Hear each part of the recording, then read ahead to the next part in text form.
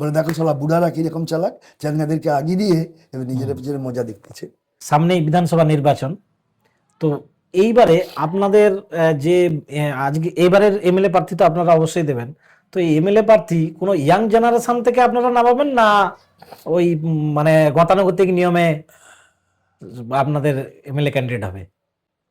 আমাদের এমএলএ পাঠাতে হবে বিধানসভার অভ্যন্তরে যেন সে বক্তব্যটা বলতে পারে। কথা বুঝতে পেরেছেন? আমাদের এমএলএ পাঠাতে হবে সমস্ত মানুষের সঙ্গে মিলেমিশে তার দুঃখ সুখ তাকে ভাগ করে নিতে পারে। আমাদের এমএলএ পাঠাতে হবে সেই জন্য জনগণের কাছে গ্রাহ্য হয়, গ্রহণীয় হয়। আমরা সেরকম ক্যান্ডিডেটই পাঠাবো। তা সবই যদি যুবক হবে তাহলে বুড়ারা ঘর থেকে তাড়িয়ে দেবে বৃদ্ধাশ্রমে। আপনাদের কথা মতো মোদির বয়স কত, অমিত শাহের বয়স কত? না, সিপিএম এর উপরে অভিযোগ আছে যে ইয়াং জেনারেশনকে সিপিএম আগে করে না। আমি যখন এমএলএ দাঁড়াই আমার বয়স কত ছিল? কত ছিল? আমি যখন জেলা পরিষদের মেম্বার দাঁড়াই, বিরাট কেন্দ্র, সেই জ্যোতিসব থেকে এবার নিমতলা পর্যন্ত, আমার বয়স তখন 26 বছর ছিল। বুদ্ধ ভট্টাচার্য যখন সম্পাদক মন্ডলীর সদস্য হয়, এমএলএ হয়, অনিল বিশ্বাস যখন পার্টির সম্পাদক, ওদের বয়স কত ছিল? এটা একটা অপপ্রচার।